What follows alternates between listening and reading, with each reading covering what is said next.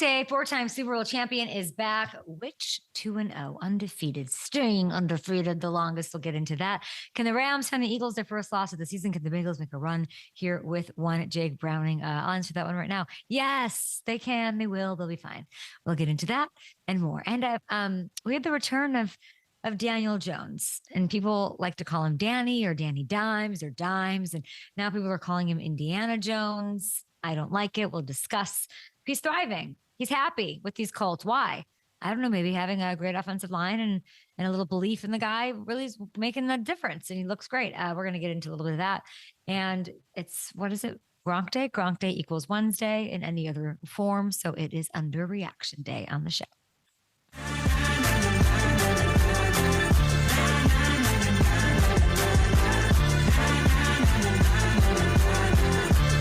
Okay, it's Wednesday. That's when we turn the page forward. We're still going to hit underreactions, but the underreactions are kind of like the nice little stopgap, right? It's what are we underreacting to from weeks 1 and 2 that is going to affect what we see in week 3. Oh, what's happening in week 3, you ask? Let's take a look, everybody, at the slate. Okay, I like this. Dolphins, Bills tomorrow night. Okay, Buffalo, 11.5-point faves in that one. Over on FanDuel Sportsbook, where you should be putting your money. I mean, that's the biggest spread. Look on this whole thing. Commanders still 3.5-point faves over the Raiders, even with Jaden Daniels' status up in the air of the knee. Marcus Mariota will get the start there if he can't go. So it's Wentz leading the Vikings, 3-point faves over the Jake Browning Bengals. Welcome to football. Aaron Jones out from Minnesota, put him on IR yesterday with a hammy. So we'll see a lot of Jordan Mason, I'm sure. Okay, Hamilton, before we get in here, it is week 3. Oh, yeah, there it is. Broncos at Chargers. That should be a really interesting one as well. Excited about this. How you doing, kiddo? Good. How are you? Good. I'm great. In a great mood. I'm in a great That's mood. great to hear. I'm a little loopy, to be honest, but I'm in an excellent mood to start this morning. Okay, and I haven't even taken a sip of coffee, and we're going to do this thing. We are full steam ahead towards week 3. I do want to remind people just about the menu for Monday, and I know we have a Thursday and a Sunday and a whatever, and we did hit one, by the way. We are creating custom specials for FanDuel Sportsbook, and if you're more of a casual sports bettor, which is great. Maybe you don't know what that really means. It means you can't, these are not offered. Like these are things you can just like put together on other sites and get these kind of odds. So it's a fight. It's what you call, it's a little politicking. We're sending cupcakes to the FanDuel overlords. We're, telling them we'll do their laundry, make them a nice playlist, like whatever they need to do to get these specials on. So they gave us like a menu and there's secret menu items at In-N-Out and all these things. We're creating these every week. So if you guys have one that you like, something that you're dying to combo, the ands or the ors, like we had Mike Evans or Emeka Egbuka score a touchdown, one or the two. And of course, one of them did because one of them is going to. And then that was really nice. And then there's always like a PBT or something to slap on that. So I just want to make people aware it is there. It's hard to find because there's a million bets and promos going on the sports book. But I think if people want to help us, they can, is what I'm saying here. Yeah, and this is going to be, I want to hear people's ideas for this one because this is an all-timer from a football perspective and I think from a sports betting perspective. Lions-Ravens this Monday night coming up. So a lot of great options to choose from for that one. Can we look at the slate again, Richard? I want to see if, should we do a parlay this week? We have not yet done the parlay. We're 2 weeks in. Is there a game that you like here? Give me 2 games that could be good. I mean, Rams-Eagles really stands out to me. Yeah, that's great. And Broncos-Chargers is going to be a good one too. Those are the 2. Let's do Broncos-Chargers. When are they on? We'll have to look. That matters to me. They're both the late games. The Broncos-Chargers is the late. Oh, okay. Can we do one of just like the late, like we can cross, or should we do a same game? Same game. I think we do. Same game. Why don't we put a poll? We'll do an SGP. Maybe we'll even ask. I don't know if they're letting me do generosity for SGPs. Probably not, but maybe we can weasel. If we could do an up and Adams same game parlay on one of those games, Eagles, Rams, or what you just said, Broncos, Chargers in the AFC West. You let us know. Let's put up a poll and we will do it on that one. I've just decided somehow. Okay, let's get into some underreactions. We have Gronk on the show, Daniel Jones on the show, not underreacting to those great guests, but let's get into, speaking of these Chargers, okay? We are underreacting to their completeness. as a team in the NFL. I asked Will Compton and Taylor Lewan, kind enough to join us this week. Is it the best defense in the AFC West? Or sorry, in the AFC? And they were like, maybe. I think it might be. Ravens, great. Broncos there need to show us a couple of things, but they've answered some big questions, 3 specifically that have sort of stood out to me. The first question was, will this offense evolve in year 2 with Greg Roman, right? Greg Roman got hired. First to say it, I wasn't that. I was like, do we love that? Run heavy approach. It did work. It worked great in year 1 in this new regime and new moment. But, to get where they want to go and get past these juggernauts in the AFC, they needed to open it up a little more. So can they evolve in year 2? And yeah, it looks like so far, and it looks like they really have. If you look at Monday night, he opened the game up by calling pass plays on 12 of LA's 14 snaps, their first 14 snaps. So I don't think any of us ever thought we'd see that from Greg Roman. You have these like different level, old dog, new tricks. Yeah, and we saw the pass happy approach week 1 too. Of course, we saw it in Sao Paulo against the Chiefs. I feel like that might have been more specific against Kansas City and that secondary that was so banged up or not. They clearly saw something they wanted to expose outside of Trent McDuffie, right? So I thought it was just the Chiefs, but no, it wasn't, right? The other night shows you that this is how this offense is going to look now. And Justin has looked nearly flawless, with even more put on his plate, which is amazing. 5 touchdowns, no picks so far. He's got time for date nights at Delilah, second highest passer rating in the league. I love this for him. And the other reason that this approach has worked so well has been the answer to question number 2 that I had about the Chargers. What is the receiving room going to look like outside of Lad McConkey? This is not something that I doubted. I was excited to see it. They did the right thing. They brought in the right pieces and they brought in Keenan, okay? And it looks better than I even could have imagined, with Quentin Johnston living up to his talent. I love this for his arc, for his confidence, right? He's leading the NFL with 3 touchdown catches. He's put together a beautiful two weeks. He's got the size and speed. We know he had all those things. Keenan has scored meaningful touchdowns in both games with very little time with that new Greg Roman playbook and approach under a new head coach, though he knows those Chargers and Justin Herbert quite well. He has not missed a beat. They're 5 deep right now with legit playmakers. Patrick Mahomes is looking at this depth chart thinking, why not me? Why don't I have this? And then there was question number 3. I don't know what are we looking at right here? Is this a defense right here? Okay, let's get to it. How can this offensive line protect Justin without Mr. Rashawn Slater? If you're looking right here, the O-line's allowed 7 pressures so far this season, fewest in the NFL. Alt looks like an all-pro after sliding into that left tackle spot that he knows so well. The rest of this reshuffled line, they're getting it done. So you combine all that with the reigning number 1 ranked Jesse Minter defense, and you cannot poke a hole in this team right now. And I love that. So let's move on to Jonathan Taylor. These are super long. At Up and Adam Show with your underreactions. But yeah, the Chargers have answered every question. And anybody who's not convinced, if they do what they did, if they can do that to the Broncos, who we have some questions, like they had a great offensive week, a great defensive week. Can they put it together against the Chargers? We'll learn so much about these teams in week 3 when there's like a little bit less rest and they're all for full go in a divisional game. It'll be so fun. I think we're underreacting, and we will have Daniel Jones on the show. So this one is for him.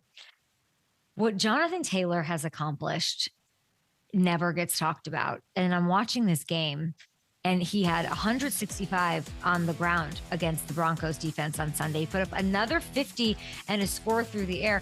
This was bigger than just a monster performance against the top D. Okay, this is like a revenge situation after that heartbreaking goal line fumble against Denver in week 15. Remember that?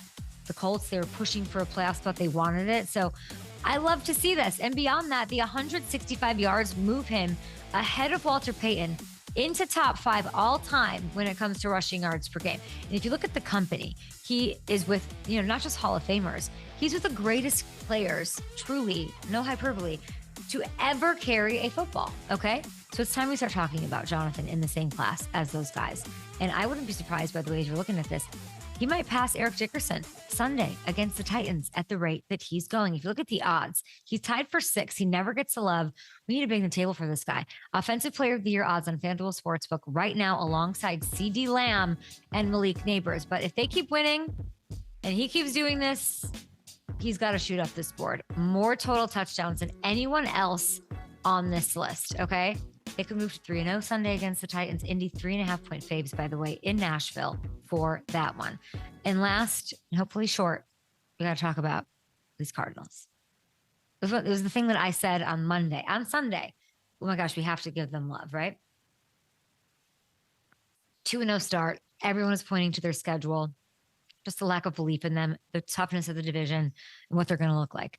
And I know that the schedule started early. It's the Saints and the Panthers that they beat, right? And you can only play the teams on your schedule, that whole trope, right? But they did look good. If you watch, I asked Hamilton to figure out, is this real? Kyler Murray looks like the best version of himself, okay? Which is always a 10 out of 10. If he at his best version is a top 3 quarterback. If he's got the talent, he's got all the things that you would need, right? He posted career highs in completion percentage, in pass rating, and we're not talking about it because it's Arizona, right? And he gave us a couple of those very Kyler-y highlights. The connections with Trey McBride, Marvin Harrison Jr., he of Yoked fame. They look stronger, they look better, and they've got a top 10 offense right now, okay? The additions to the defense, big difference to Calais Campbell, who's set to be on our show, I think, sometime soon. He gets back. They're on another level. 2 sack performance on Sunday, 1 to end the game, put the stop to this lunacy that was going on in the fourth quarter against the Panthers, of course. Will Johnson out of Michigan, he's 4th among corners in passer rating allowed. He's ahead of Stingley and Surtain to start the season. So he's underappreciated and undervalued and under-talked about and underreacted to. So I want to give them some love. And by the way, the Cardinals, 3rd in the NFC West at plus 330 on FanDuel Sportsbook. They are the favored team to make the playoffs at minus 114. So the Overlords leaning towards 3 NFC West teams going into the postseason as expected. Okay, we're going to take a break here. We will be back. Hopefully Gronk is on the show. And we will have Daniel Jones on the program. We will be back.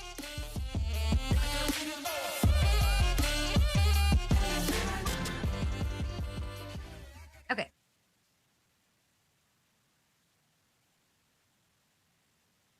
All right, we're getting the ball rolling for the Sunday parlay. We are? Yep. On Twitter? No, I reached out marketing. Oh, okay. We just don't know which game. Can we put out a poll and say which game should we do parlay on? Yeah, let's do it. Those are 2 toughies to decide. Yeah. What stuck out to you with Dan Jones? You saw the interview. Yeah. I think a lot of it comes back to confidence and, you know, the belief that he has right now. And it's something that I think he did have during that 2022 season that we saw with the Giants when he took them to a playoff game, won a playoff game in Minnesota. He looks like that guy again out on the field, and you can tell he's through that interview, he's feeling it again. He's believing, he has that belief again. He's happy. Yeah. I like that. Yeah. You guys will see this. I asked him are you celebrating wins? Because most players would be it's just 2 wins, whatever. And he's like, yeah, no, I am. And I actually love that because I think that's important for him to do. Yeah, he's absolutely. Letting it rip. Okay, what is going on? Who do the Niners play? Niners have the Cardinals. A little kitty cat. Niners have the Cardinals. Only time he does this is during the show. Pretty much most shows he's here, underneath the camera line. And that's the only time he does it. Love that. Rest of the day, he just ignores me. Yeah. I'm going to that game. Really? You're getting to all the games this year. I've been to a game. I've been to 3. I'm going on Sunday. It's only week 2 and you've been to 3 games. That's Niners, Cardinals, you said. Okay, great. Yeah. I don't know who they played. Okay, great. That'll be fun. Yeah. Mac Jones, I'm going to see him, obviously.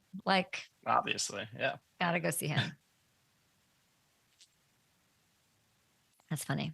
I should hit up say hi to Claire. Claire probably doesn't go to the games when George isn't playing. I love that that Wags crew. I love them. Yeah. Yeah. You know how I feel about them, Kristen and everybody. Yeah, I gotta see. I know Kyle got hurt during the game on Sunday too. I haven't seen what his status is. Yeah.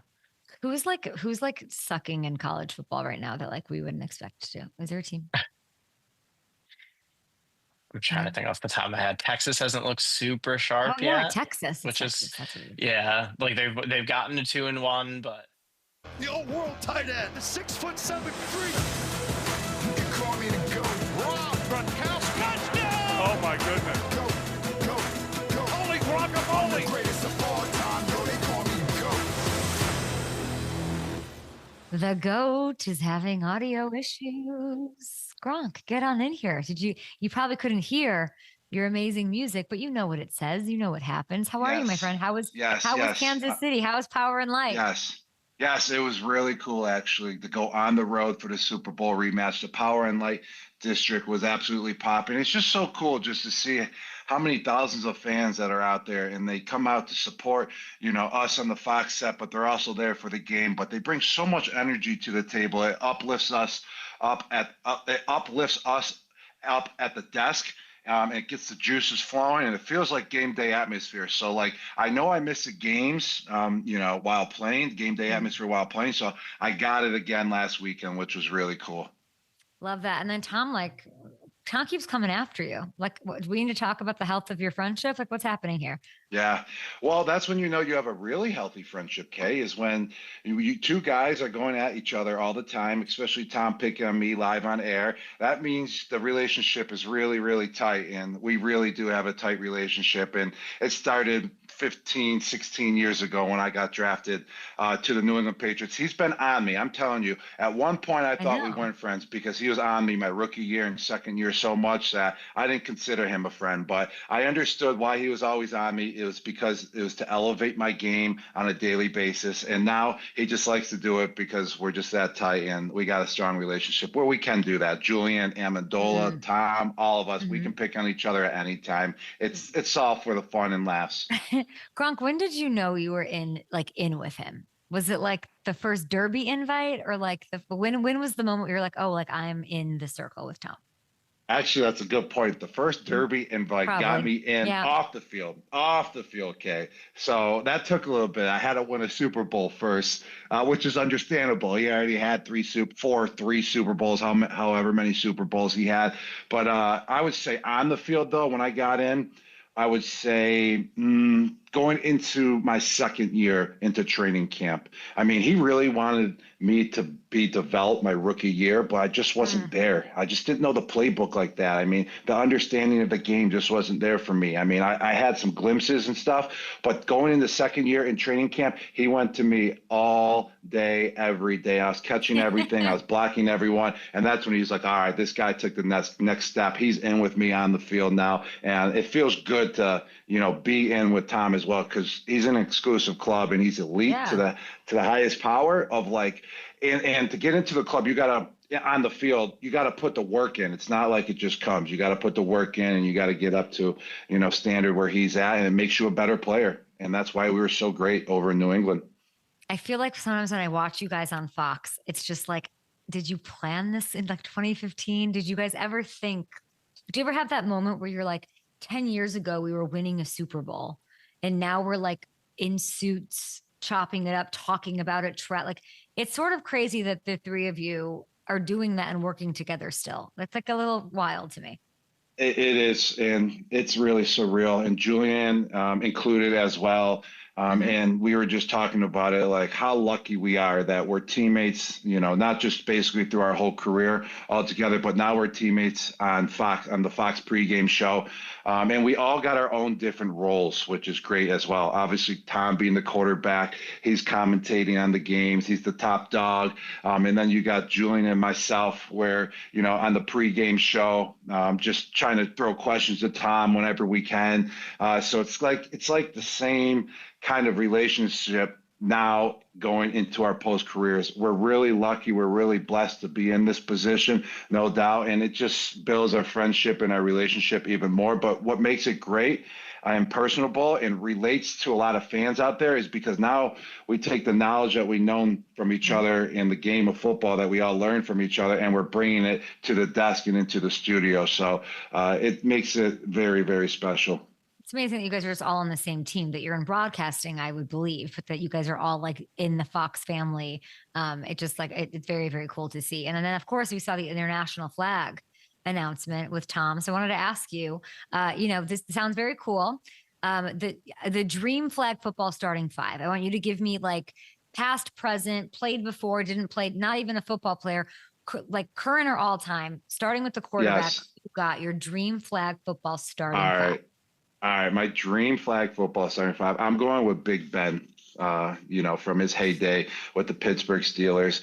Big Ben is just a quarterback that is just like a guy that you just knock on his front door whenever you get home from school and you're like, Big Ben, let's go in the backyard and play some football. And it's just like he's so good at playing that type that type of style when he was playing. Like it was kind of like street ball, and he was so good at it. So Big Ben was one of my favorite quarterbacks to watch.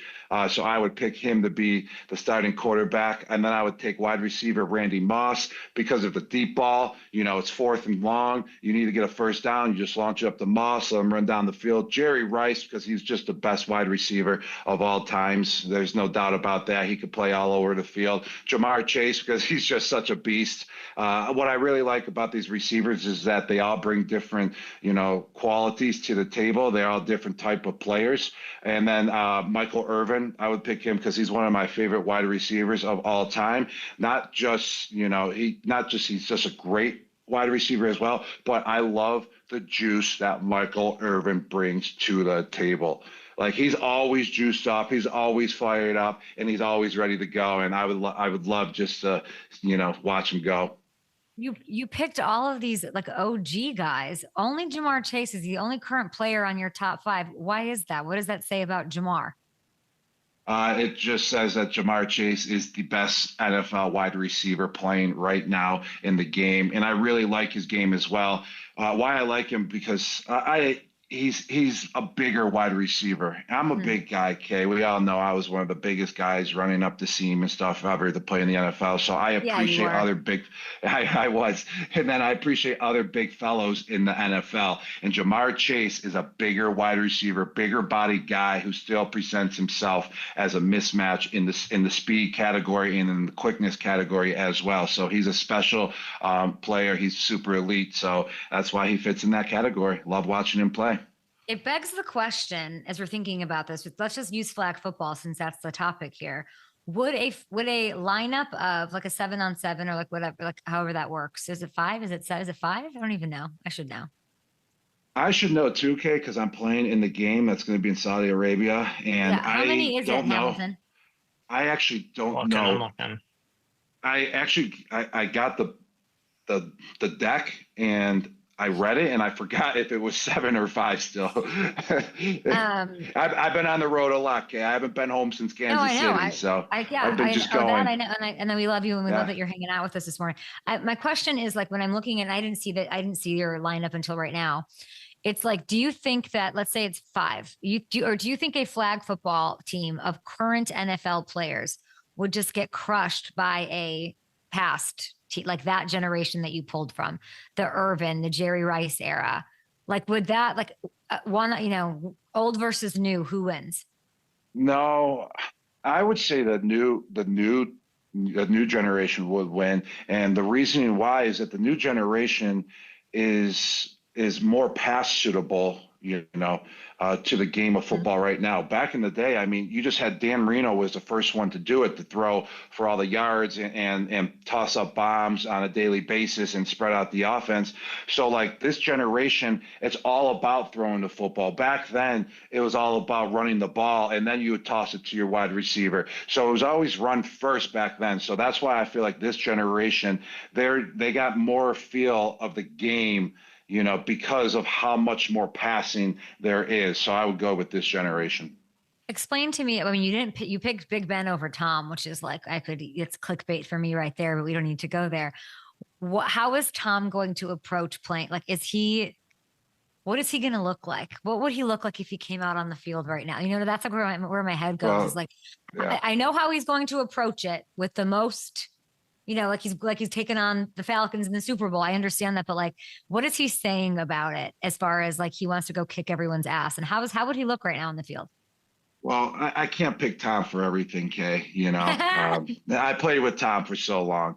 It just had to switch it up, and I always loved watching Big Ben too. So, but Tom is going to be on point for this game. I can tell you this right now. There's going to be highlights of him coming out of this game. I can call it right now on this day that everyone will think, why isn't Tom Brady still playing in the NFL? Oh, his arm speed is going to be elite. I can guarantee that. His accuracy is going to be, on point. Besides that pass he threw to me the other day before the Raiders game, Yeah. it was a little low, but come on, he had a suit jacket on and everything.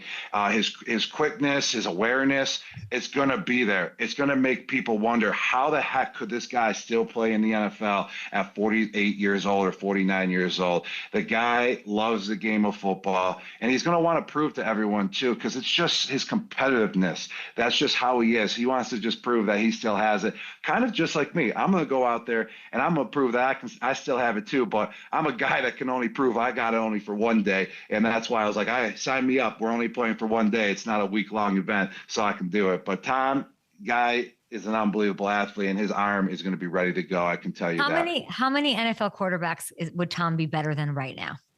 Not names. I would say, how many? If right now, I would just take out, if Tom could not be hit at all, I probably would say that's probably why he's not playing anymore. One of the reasons, because, 48 years old and you get hit by a D lineman that's 23-year-old. If he could not be hit at all, and he knew he was going to be a clean pocket every single time he steps up, and he was playing in the NFL, I would say he'd be better than probably about 20 of the starting quarterbacks right now, easily. He's going to hate that. Tom's going to be like, 20? 20, yeah. Gronk? I'd be better than everybody. He would be top 12. He would be top 12 right now. I'm excited to see it. I love that you picked Big Ben over him. So now shots fired, and you're just like an open target for return on Fox on the set this week. Okay, let's get into Dolphins Bills is tomorrow night. Tua spoke about the quarterback on the opposing team yesterday. Yeah, I can't do half of what he does when it comes to running the ball and any of that. And then with how he can just chuck a ball down the field, with how far and the arm strength that he has, he's supreme. Dolphins fans did not love hearing that, my friend. Is that a little too direct? Like, what do you think? Oh my gosh, I was literally just about to say that. I haven't even seen that clip, but I'm like, yeah, he's praising Josh Allen, but like when you're another opposing NFL quarterback, you don't go to that extreme of a praise. It kind of means that your confidence is shot right now, which is understandable. The Miami Dolphins have not looked so great the last, their first two games. They're 0-2. The chemistry between the quarterback and the wide receivers really hasn't been there, to the standard that it's used to been over the last couple of years with Tua and his guys. So watching that, it looked like he was not confident one single bit, and he's just praising the opponent just to get out of the press conference. So I got the Bills winning this game big time, Kay. No doubt about that. They're favored by 11.5 points at home. Oh, wow. That's one of the biggest spreads that I've seen in the NFL in quite some time. We're going to bring in Hamilton here. We're going to get back to some other questions around the league, of course. But let's get in here and say, I don't know what the score was, but it's prop a shot. It's going on all season long. Go to FanDuel Sportsbook. Put in your bets. You're hearing Gronk say, take that big spread. Bills win, Bills Dolphins. And we have a scoreboard, Hamilton. What do we got? Oh, okay. All right. Yeah, Gronk, you went 1 for 3 last week. Kay, you went 2 for 3. So we are all tied up at 3 after the first 2 weeks of the season. Great. Okay. And we've got a new wrinkle here this week for Prop Shot. To spice things up a little bit, FanDuel dropped this new feature this year called Your Way, which allows you to adjust lines and fully customize player props to create bets that you can't find anywhere else. So I wanted to give you guys a crack at using it here in the game.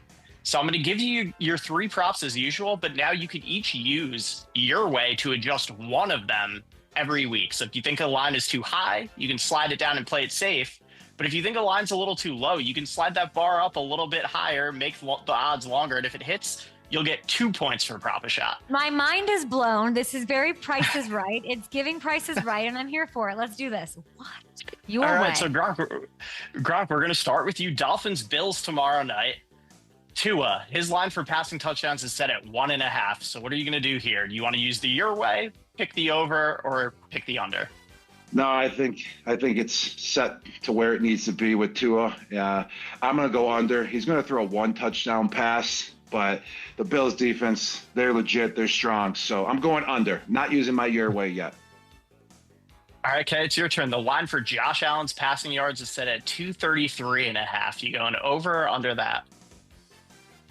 You can't give me these options of this your way thing. Now I'm like, my mind is blown. I feel like, yeah, I feel like I'm in like one of those Mr. Beast challenges. Like, I don't know which door. Okay. What was it? 233.5? Yep. I feel like the Dolphins bottom 3 in the league defensively. Josh Allen finds a way like that, right? Does it seem like a gimme, right? He's averaged a lot more than that against Miami, I think, throughout his career. So I'm going to smash the over easily, though. Now I'm a little less confident. All right, Gronk, back to you. The line for Josh Allen's rushing yards is 26.5. So what are you going to do here? All right, I'm going to use the your way right here. And I love this, your way. Who doesn't like it to be your way? That's why everyone works at home or starts their own company, because you want to do it your way. That's so right. I love this feature. The consumers out there get to do it their way. So here we go. I'm going to take Josh Allen. I think he's going to have a great game. He's going versus the Dolphins, Thursday Night Football. They don't have a long week to prepare for the Bills. The Bills are always prepared no matter what, even if short week or long week. So Josh Allen's going off, and he's going to have over 40 yards rushing. So I'm taking the your way from 26.5 yards, and I'm putting it to 40 yards, and he's going to go over, and we're going to win a lot of moolah because of this. Yeah, that pushes that line up to plus 217 for those odds. So like that a lot, Gronk. Okay, it's your turn. Let's check out James Cook's line for rushing. It's set at 67.5. So what are you thinking here? I don't like, you like the your way. I do not like the your way right now. I don't like the people like option. I don't want, just give it to me nice and easy. But oh my gosh, there's too much math involved in this. I feel like this line though feels low. 67.5 seems low. He had 132, I believe, against the Jets last week. So if I'm doing this right, I can move using your way. I can move that line to like 90-ish. 90. Yeah. Can I do that? Yeah. Okay, I'm gonna move it to 90, and I think say he has a big night, and of course, like I get it, I want those extra points. I get it. What does that move it to? That moves it to plus 207, which is a pretty nice return. Again, coming off of a guy who just ran for over 130 yards. I like that. No, I'm competing with a mathematician. I've told everyone asks about Gronk. What's so cool about, I'm like, Gronk is the smartest person I know when it comes to like everything and numbers. And like, now you have me like pushing lines, doing the overlord's work. Get out of here. All right, Gronk, last one for you. One anytime touchdown score for the Bills. Oh, that's an easy one. And Kay just brought it up that James Cook is going to go off. If he's having over 90 rushing yards, he's also going to have a touchdown as well. All right, Kay, your turn. One anytime touchdown scorer for the Dolphins. Okay, so the James Cook, those two parlays cancel themselves out. So it's going to come down to that stupid your way leg, and I'm going to kill you, Matthew Hamilton, for that. I'm going to go for the Dolphins. Let's give it to Waddle.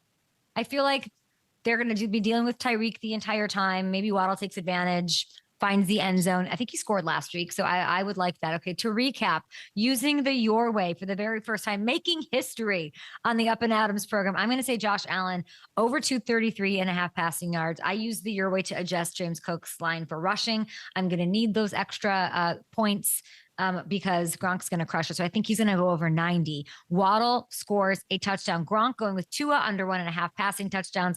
Josh Allen over 40.5 rushing using the your way.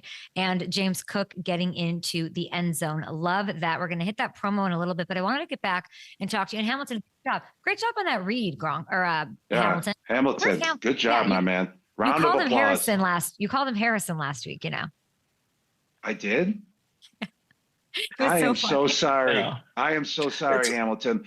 No, it's so funny. Whoa. I thought about changing my name. That's because you weren't great last week. And I was doing it your way last week. I was doing it my way. I wanted to call you Harrison, but you were great this week, Hamilton. So you deserve to be called your name this time. So Hamilton, great job, my man, with your way. You did it. You're just pushing me like Tom pushed you. That's exactly. Okay, Gronk, there are 10 2-0 teams. 10. There's a lot. If you take a look at the undefeated so far, I think we have them. Sorry. Yeah, and you know, 3 of those teams are from the NFC West as well. Yeah. Pretty good division. FanDuel has, anybody who picked 3 coming out of the West sounds pretty smart right now. Okay, so let's see. This is the teams and their opponents. When you look at these squads, which undefeated do you feel like is the most complete team to you? The most complete team to me, that's easy. I'm going to go with the Philadelphia Eagles. I mean, that's an easy choice. And then the second one I would say would be the Los Angeles Chargers. I really like them. But the Eagles as the most complete team is because they can attack you in the run game, and that's how they win majority of their games. But they also can throw the ball as well. And then if you saw the game last week, the Super Bowl rematch, their run game and their pass game was not there. The Kansas City Chiefs defense held them in both of those categories, but they still won the game. That just shows how resilient this team is and how good they are and how complete they are, is that their offense wasn't even working and they still won that game because of their defense. Which one of these undefeateds isn't a real undefeated? You know what I mean? Like, who are we like, well, I don't know yet. All right. And another team that I really, really like is the Green Bay Packers. I mean, they just swarm the ball on the defensive unit, on the defensive side, and they're so quick and fast too. But the team that is kind of like a bluff, I would go with the Arizona Cardinals and the San Francisco 49ers. So, and they're playing each other this week. So this will determine which team is the bluff. Whoever loses, I would say, is the 2-0 team that, really shouldn't have been 2-0. But the Cardinals, we don't know what they are yet. I mean, they face the Carolina Panthers and the New Orleans Saints that are just not that great of teams. They don't got, that many weapons. So it was good that they won those games, but we really don't know who the Cardinals are yet. And the 49ers, they don't have a quarterback. Mac Jones had a great game. They got some injuries, so we'll see what they got out of them this week as well. That one's on Fox. There's a divisional round rematch between the Rams and the Eagles, also on Fox. That's a great game. The Eagles favored at home, Gronk, by 3.5. Who comes out with the win and why? I'm going with the Eagles. I really, really like the Rams this year. I mean, they've been 9-3 in their last 12 games, and two of the 3 losses were against the Eagles last year, including the playoffs. So I'm going with the Eagles just because they're the most complete team in the league, even though I really do like how the Rams are playing this year. I know. I feel like I was saying this. I was talking to Devontae Adams yesterday on the show, and he looks so happy, and Puka's just such a monster. Like, they're the team that I still like on that list. Like, I don't want to play them or the Buccaneers in the NFC. I just don't think they're going to have a bad day. I think they're going to really take it to you. Like, those to me are like the sneaky good teams. Are you in on your Bucs? Do you feel like they're special this year? I'm in on the Bucs. I feel like they're at where they were the last couple years as well with Baker Mayfield. They just need to take it up a notch to the next level. And in order to do that, they need to get all their guys healthy and back out on the field. It was unbelievable to show their resilience with the 2 comeback wins, and that just shows what type of player Baker is and that type of fight and dog that he has in him. That's how you want to see, your quarterback win games. That means down the road when it gets really, really tough, he's going to come out and fight for, every inch and every yard when you need to, when things start getting hard. So that was huge. And if the Bucs get their guys back, that's when I see them taking the next step, especially on the offensive side.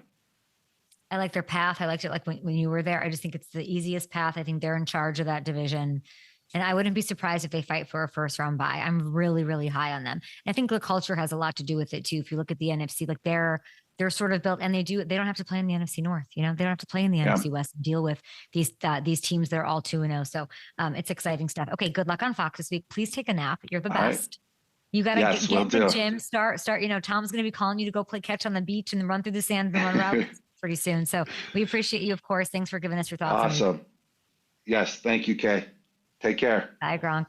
We go from a 4-time Super Bowl champion, future Hall of Fame tight end in Rob Gronkowski, to a quarterback who is rewriting his own narrative, who is full of confidence, who is happy, who is thriving as the quarterback, the starter of the Indianapolis Colts. Here is my chat with Daniel Jones. 6 years of Danny Dimes. Now you're Indiana Jones. Daniel, I don't know if I like this. How do you feel about Indiana Jones? I don't know. I mean, I don't really have a strong opinion on it. I think it's your name. I had some buddies in town this weekend. They were all about it. They had, bought some Indiana Jones T-shirts and stuff. So I guess they were excited about it. I don't really care, but What do yeah, you know? it's always a nickname. What do you know about Indiana Jones? What do you know about this character? I watched all the Indiana Jones movies back in the day. It's been a while since I've seen them, but I remember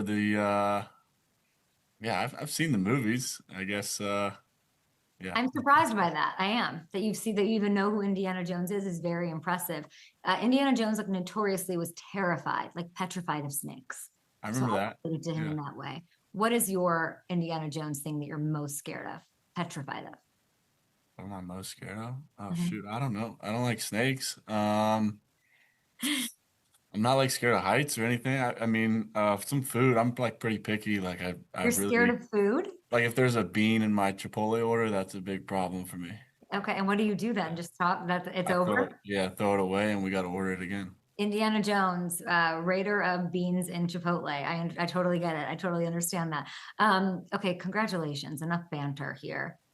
I'm so excited for you. What a way to kick off the season. I know you're going game by game. I know you're thinking, like, let's calm down, but 10 straight scoring drives to start a season. That is an NFL record. You're 2-0, Daniel. Am I ever going to see your punter this season? Do you hate him? What's the story? Yeah. Uh, yeah, we'll punt here at some point, I'm sure, but yeah, it's been a good start. I think we've executed well. We haven't punted, but we've been stopped. Turned over on downs on fourth down, so that was got to clean some things up there. But yeah, I mean it's been good. It's been good. We've executed at a high level. I think when you're doing that well and moving the ball consistently like that, you're running it well. I think staying in good down and distance, and then you're able to convert on third down. So we've done a pretty good job of that. What's Rigo saying about this? I haven't talked to Rigo much Yeah. about it yet. And he I thinks mean, you hate him. no, Rigo's a good dude. He's a weapon for us. So I know he's gonna come up big when we need him. Watching this game, I have to tell you, it was just like you guys were having so much fun. It was like childlike, unbelievable to watch. It looked like you were having the time of your lives. What for you in that game, just the game against the Broncos, what was the most satisfying moment of that winning game?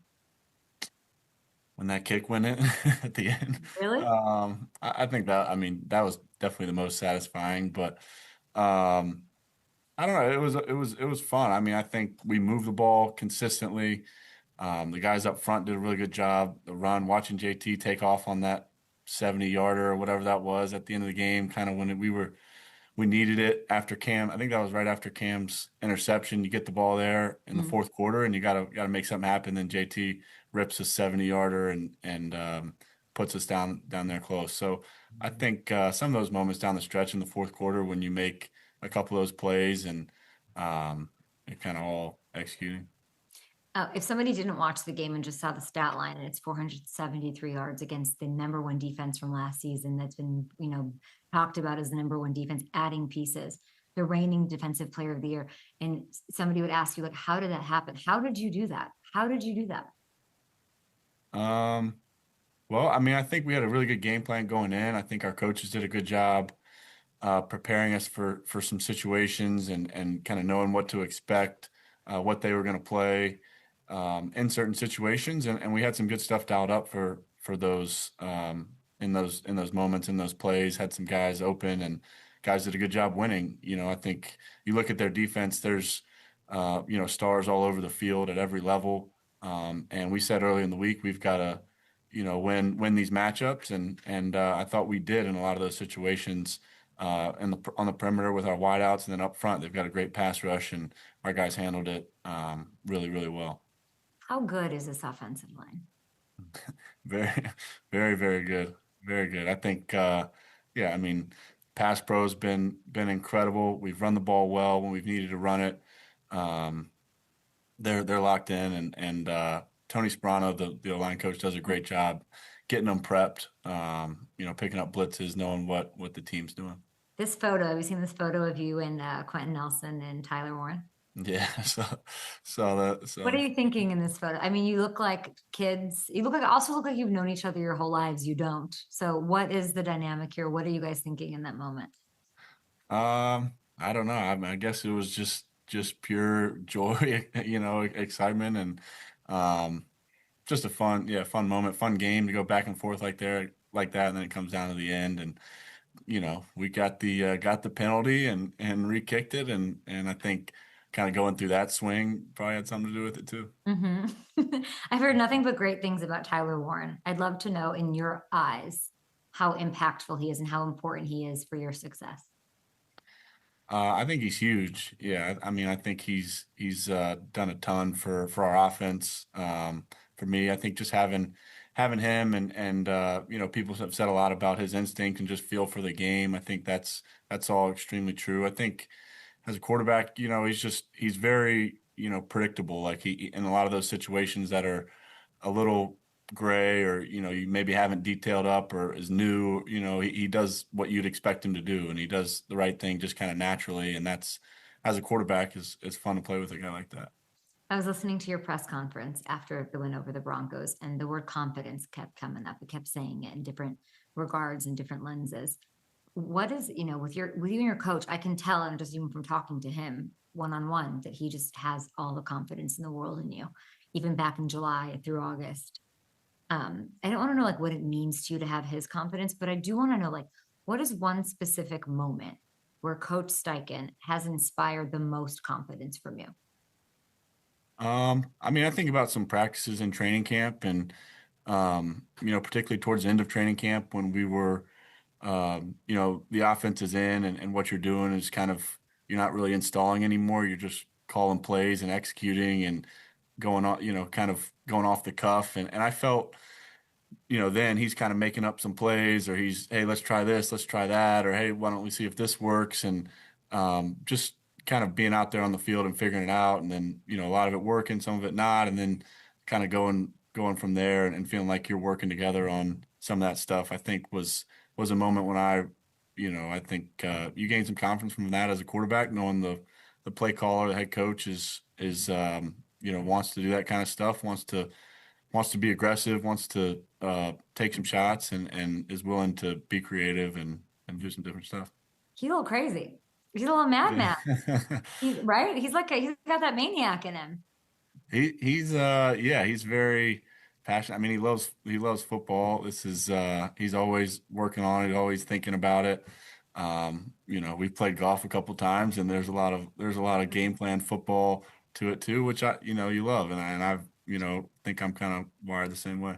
How's his golf game? It's pretty good. Size it up for me. What does he need to work on? What does Coach need to work on? I won't even know what you're he's about. pretty good. I'm in no position to comment on anyone's golf game. He's better than you? Coach is better than you? I don't know. It's competitive. He plays a big cut, starts on the left side and cuts it in there. Yeah, I don't even know what that means, but sure, whatever you say. It's interesting. I asked you about confidence because I'm so curious, and I'm kind of fascinated. I think the way I look at confidence is it's an inside job. You can say he gave me confidence. Did he? It's kind of a lot of stuff that you have to work on.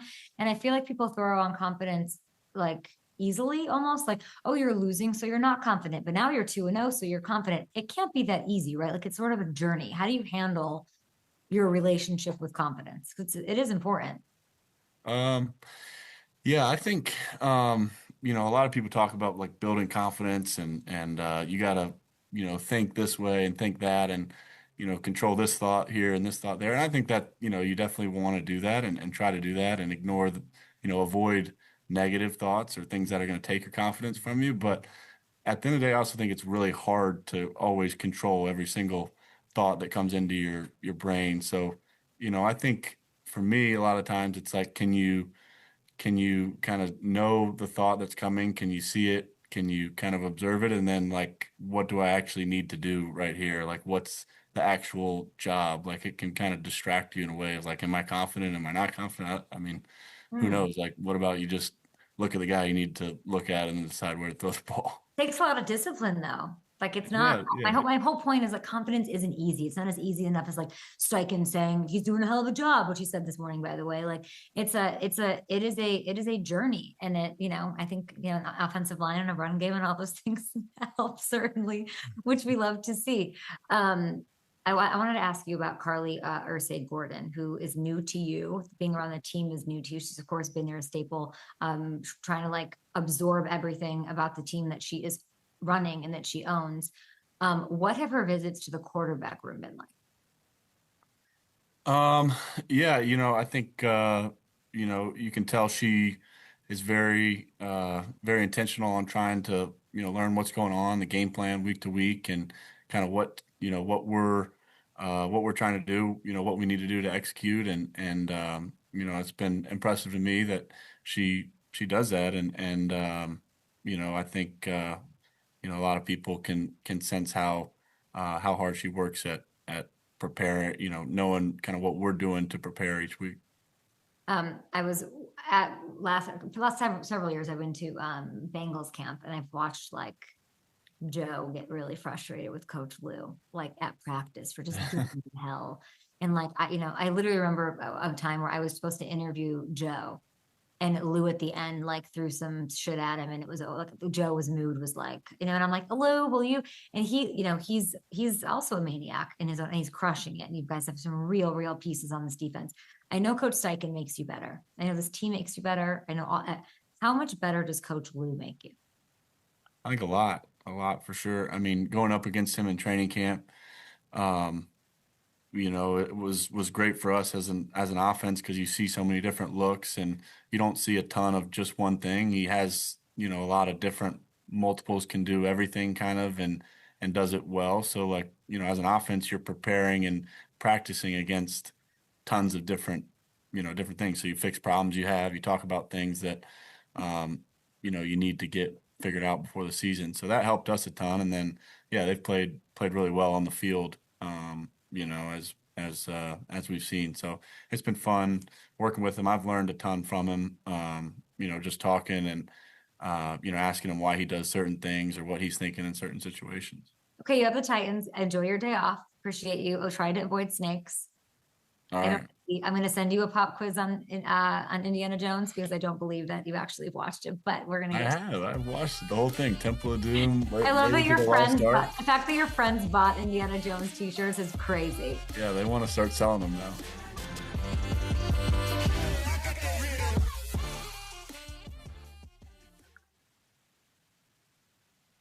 Well, I guess you guys got the raw uncut of that interview.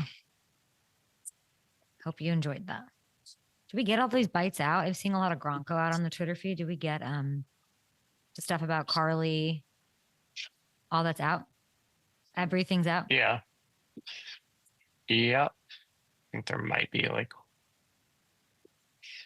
one more we're waiting on, but I don't know. I wouldn't put anything from Gronk out or me out before you put all the I don't really get how that works.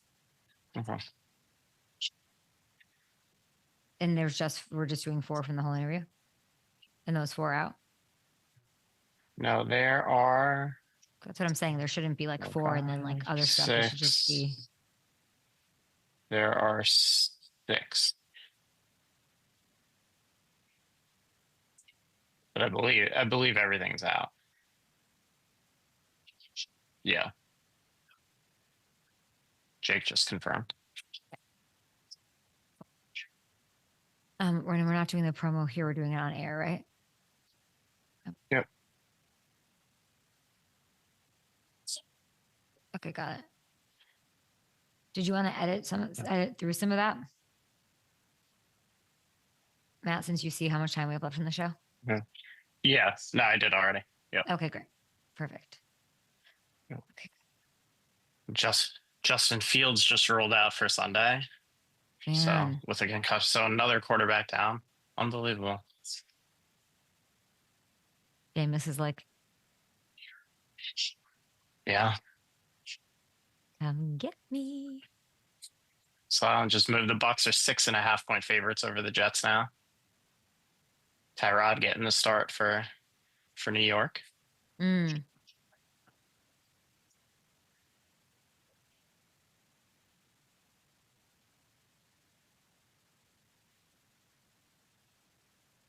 I need CJ Stroud to like figure it out. Not him, everything. I like when they're great. I liked that year, that first year for him. I'd like to. I know. The NFL is much more interesting. I'd like to put them in the conversation, like the takedown of the Chiefs or whatever our storyline is, right? I'd like to see them. I like to see him thrive. Okay. I know. They gotta start protecting him.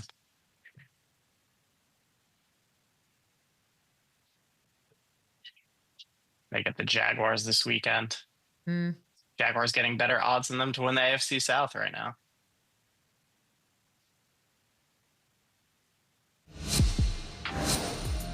FanDuel has another Thursday touchdown jackpot for a Thursday night game. Of course, it's Dolphins-Bills. You can place an anytime touchdown bet. And if your player scores the first or last touchdown, one or the other, you get a share of $2 million in bonus bets. So if your pick scores first, you split a share of the $1 million pool.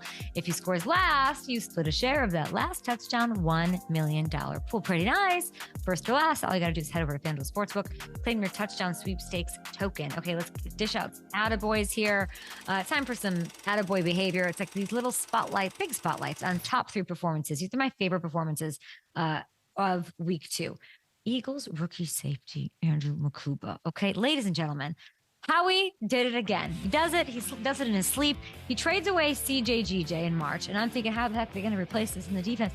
And then the second round pick out of nowhere, out of Texas. And he was the best player on the field on Sunday for Philadelphia. 3rd down stops, a sack, huge interception, return off of the Kelsey drop that set the Eagles up for the touchdown that put the game away. It's just insane. He's a star, young star. Howie's a wizard. The end. Attaboy to both of them. How about Jackson Smith and Jigba? Monster J, who called it in the offseason. He's going to inherit all of these targets, okay? To get the win over the Steelers. Over 100 yards, 8 catches. He has this dagger catch in the 4th quarter that helps seal the game and put it to bed.